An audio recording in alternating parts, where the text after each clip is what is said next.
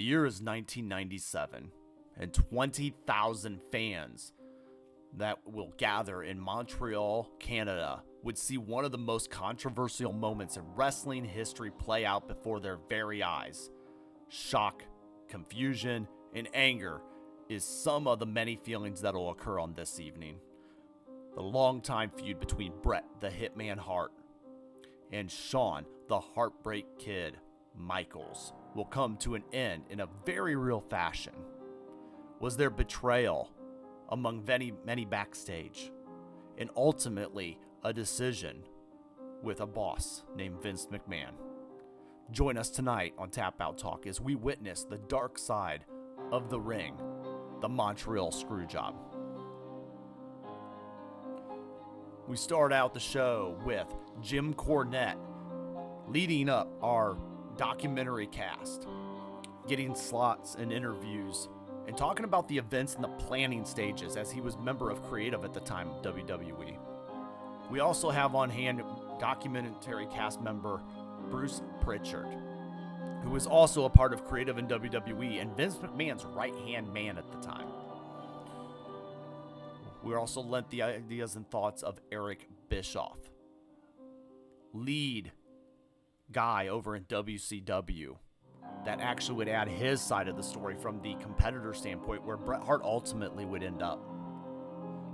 We also get hands-on interviews from Bret Hart, giving his thoughts and his very real feelings on the situation. And the guy that was living with possibly the most regret of them all on this fatal night was Earl Ebner, a referee of the match, who reclaims and revisits the events and discusses his guilt of having to do it, but ultimately for good reasons. And then we get Vince Russo, who was also part of the planning that ultimately would end Bret's career in the WWE. So we have the championship title trash edition. And to understand the idea behind Vince McMahon's actions on this night, you would have to go back almost 2 years in 1995 when women's champion Alundra Blaze turned up in WCW and literally dumped the WWF Women's Championship in the trash. Now, Bret is a man of integrity, and so the fact that, the Blaze incident had not occurred, I think Vince would have ultimately been willing to negotiate. But due to a flaring rival with WCW in these hostile wars of the 1990s and the Attitude Era, it was something that Vince was just not willing to take a chance on happening again with his world championship. What likely hurt Bret Hart is knowing that Vince didn't trust him enough to turn up on Nitro with that title, and he would not do business the way that they planned. 14 years of dedication wasn't enough, while Alundra Blaze had only been with the company for a couple years when doing her actions. While Vince should have known that he could trust Bret, he just simply couldn't risk it. Bret should have known this too. He should have known that Vince wouldn't let it happen, and that's why he didn't seem overly shocked when the incident transpired. It was more of an angry response because they screwed him anyway after negotiating something more.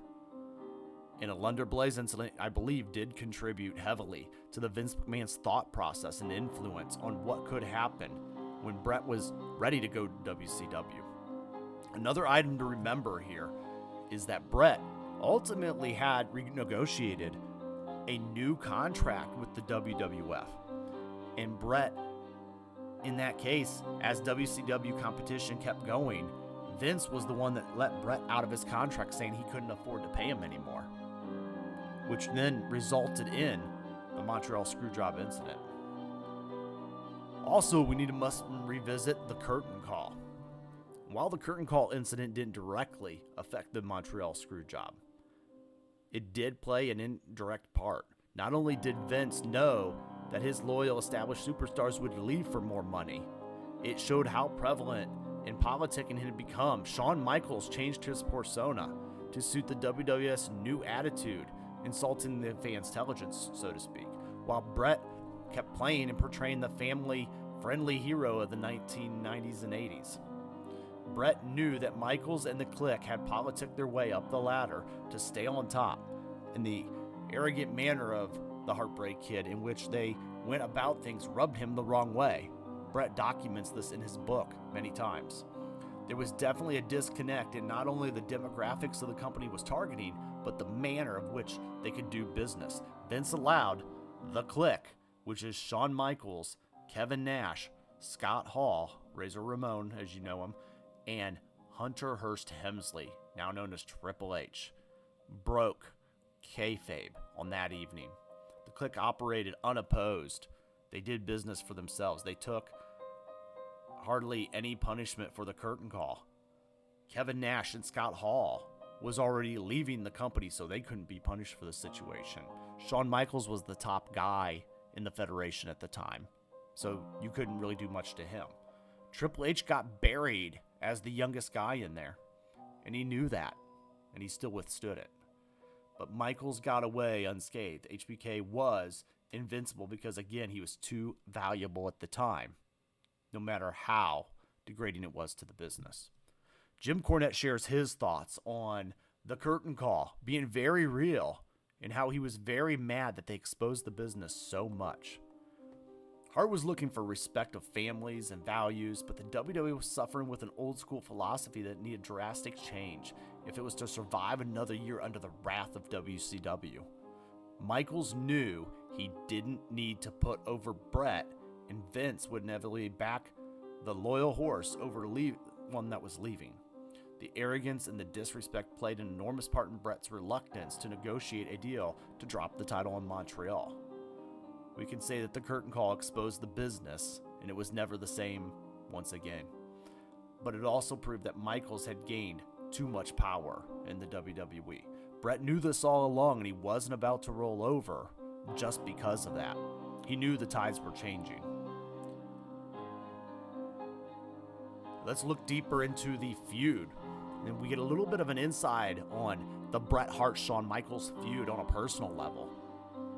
Leading up in the multiple years, they were always rivals. They worked together a lot, but they always just seemed to be two sides of a different coin.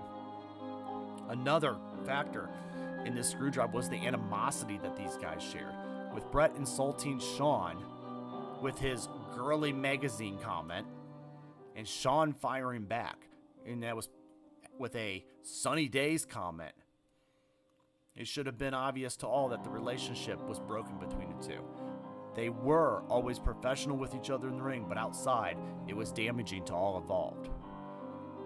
They were two of the biggest stars in the WWF, so something should have been sorted between them and Vince.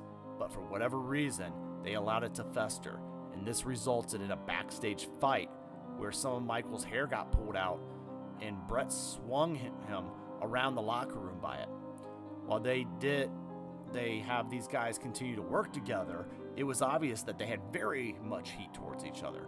It falls to management to sort this sort of thing out. There's nothing said about whether officials tried patching things up between them, but it's safe to assume they didn't bother when it became clear that Bret was leaving for WCW. In any case, both Bret and Sonny both admittedly denied ever having an affair despite Shawn's comments. They were good friends and nothing more. The same can't be said for Sonny and Shawn Michaels, though. They were together throughout 1996 and early 1997. HBK mentioning Sonny in his promo could have been paranoia tied to the circulating rumors he decided was spicy enough to use for television, implying a guy with a wife and kids was having an affair live on TV, and that it was exceptionally underhanded and unnecessary. But if given the choice, would you put this guy over? So ultimately, this could have been some of Shawn's jealousy coming out and using the weapon against him. Next, we get into the creative side of the Montreal Screwjob. This is where the episode runs downhill a little bit. While Vince Russo does chime in with his side of things, and him and Cornette seem to always have items against each other. And they both claim to take credit for the planning of the Montreal Screwjob with getting Brett into the sharpshooter and then ringing the bell and getting him to tap. Jim Cornette cites previous matches in history of the WWE where this was done with a biting of another wrestler that caused a disqualification. However, those were just really mere references. It quickly devolves into a slugging match between these two about who pitched the idea. Cornette claims again about the Montreal Screwjob in the history lesson, while Russo says he pitched it out of frustration at a meeting at Vince McMahon's house. Of course, both admit that they came up with it, and the other is lying. Ultimately, Russo, I don't think, would ever take responsibility for something so damaging. Why? Well, because Jim will do anything and everything to piss off Russo. Coming up with a history lesson to make his side sound credible, so he can label Russo a liar is more likely the other way around. In Booking the Creative, as the story was told according to the Dark Side of the Ring documentary, Bret Hart was wired in his meeting with Vince McMahon. And the agreement was that Survivor Series would end with British Bulldog Davey Boy Smith and Owen Hart running down to the ring to interfere.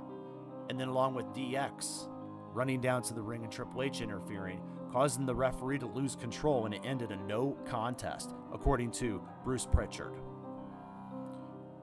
Bruce Pritchard being involved, he had to clean up the mess that was left behind. And then he was involved in all the aftermath with Vince and how to handle it from a PR standpoint going forward.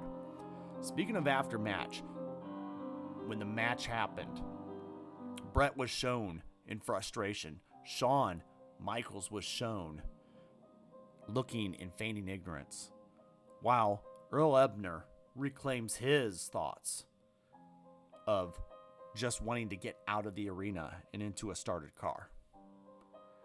At this point, we get a recollection. Bret said that he was so mad that he broke monitors through $10,000 headsets into the audience. He was smart enough to write WCW backwards so it would show on TV. And as Bret then attacked Vince and spit right into his face, which transitioned into a mic backstage. The description of the aftermath between Bret Hart and Vince McMahon seemed to differ depending on who tells it. But Bret said The Undertaker was so mad that he kicked over a steel barrel, but he's never admitted to that. And Hart also claims after he got out of the shower that he and Vince went in for something reminiscent of a wrestling lockup and a traditional to a uppercut. Bret recalls the story in his documentary that he seen Vince in the back room. He said, if I'm going to take a shower, if you're still here, I'm going to punch you right in the face. And when he was still there, Vince was still there waiting to have a conversation. And Bret went ahead and laid into him. He also recalls that The Undertaker says it was kind of more of a right hook, but The Undertaker was actually the one that went and got Vince to sort all this out as the locker room leader, bringing Vince into Bret.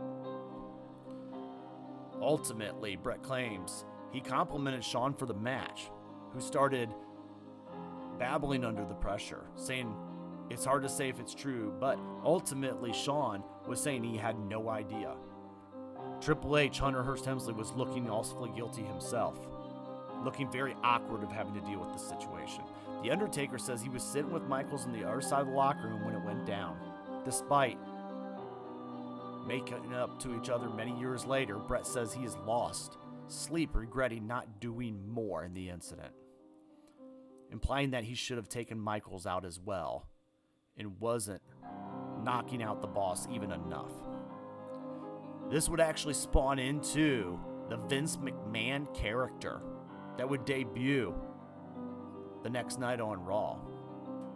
We get a nice portion of the Wrestling with Shadows documentary, which is an independent filming for Bret Hart, not WWF produced. Some claim the Montreal Screwjob was a work because of the documentary, but Wrestling with Shadows, the recording had been set up many weeks in advance and couldn't be stopped without someone warning Bret of a potential screwjob. This is where The Dark Side of the Ring episode appears, in all honesty, they didn't have enough time to get everybody's perspective on it.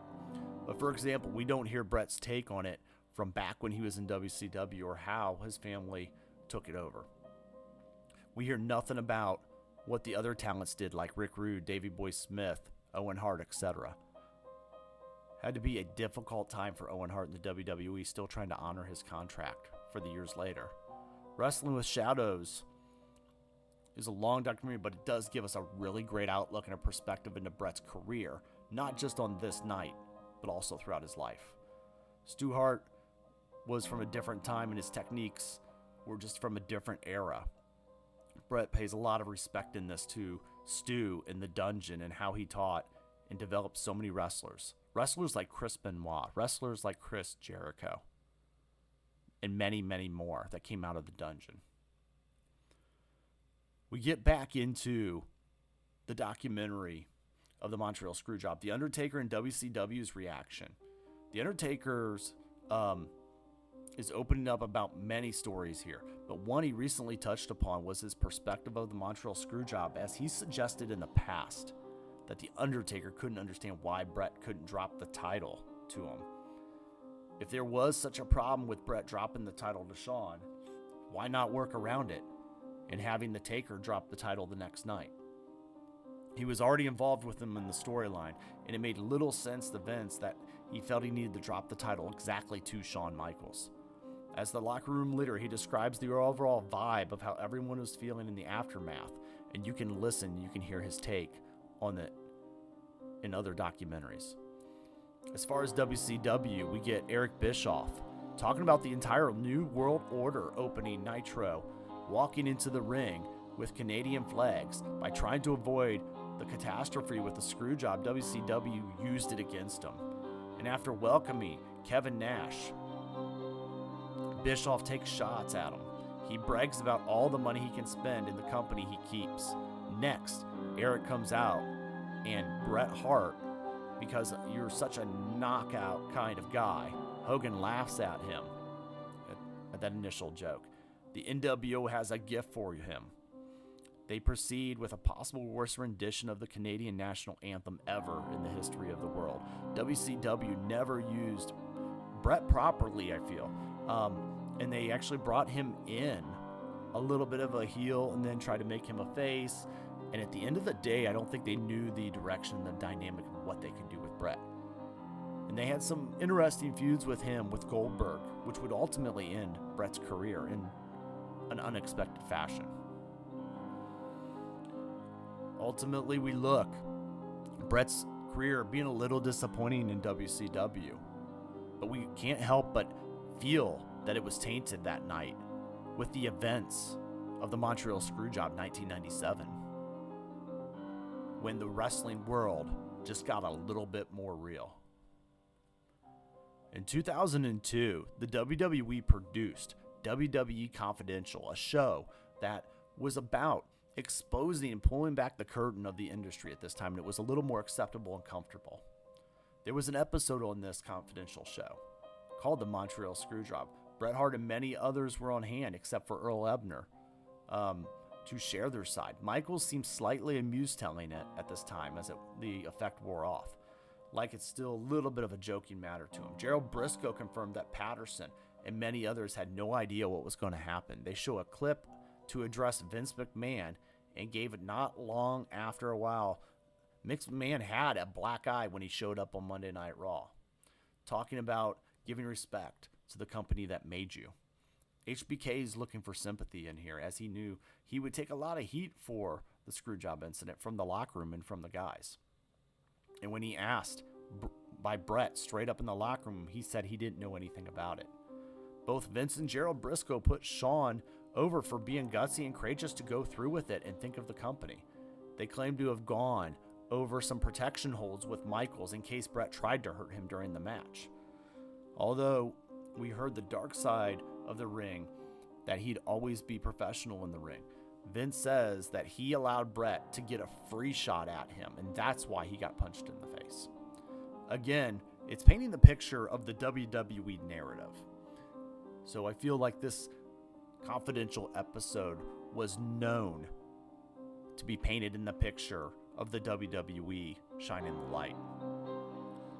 But ultimately, it did help show up on Shawn Michaels and Vince McMahon. The question ultimately remains, though, did Bret screw Bret? To be honest, the episode breaks down the concepts. They look at, ultimately, Vince McMahon was doing what we would call his best for business, based on the Alundra Blaze aspect, based on WCW struggling and viciously kicking in their door. Competition the likes that WWE and WWF has never seen before. But ultimately, it became more complicated than that. Bret screwed Bret, according to Vince McMahon. But Vince looked at it from an old-fashioned standpoint, and he said, why can't we just do business the right way? Why couldn't we just hand over the title and not lose it in his home country? At this point, I believe Bret really got over with the fans on this. When the day wrestling became real, Bret Hart actually ended up gaining sympathy. And this would actually ultimately go on to create the Vince McMahon character. Let's get into our final conclusions. Before we do that, I want to say thank you guys for following me here on Tap Out Talk. If you hit that like button, it greatly helps me out. Much appreciated. Consider subscribing if you're new to the channel, or share it with a friend. You can also follow me on Twitter at @Bryan_Adkins. And at this point, we get into our final thoughts of the episode. There was so much wrong going on here on all parts. The WWE and the powers that be have so much that they were dealing with in that one night. And ultimately, I think it came down to there was no trust in any of the matter. Bret might have had more of the moral high ground here to live on, because he always did very well and was a company guy first. And he even cites putting up the company first before even his family and watching his kids grow up. So he never thought that he would go through something like this. No one wanted to go through this screw job, and if they could, you could tell they would take it back. It's a shame that it happened, but it did change the business forever, and it's something we simply cannot cancel or get rid of. Wrestling was in a downward spiral ever since the end of the Attitude Era, and much of it can be attributed to the fact of, kayfabe and those walls breaking down. It was a massive talking point in this documentary. The backstage news, the dirt sheets, when real life situations happen in wrestling. And now it spawns into the marketed beast that it is today. So ultimately, Vince McMahon did get a new character out of this that would ultimately save the WWE. It was the Vince McMahon character spawned and created from the Montreal Screwjob in 1997, when he said Bret didn't screw Bret, which then would lead to Stone Cold Steve Austin being the counterpart and the hero of the people to Vince McMahon. And this ultimately would save the WWF and get them to win the war against WCW. So the Montreal Screwjob ultimately created the end of the WWE. Guys, those are my final thoughts. I want to say thank you for joining me. And remember, it's not goodbye around here. Like, share, subscribe. It's just game over.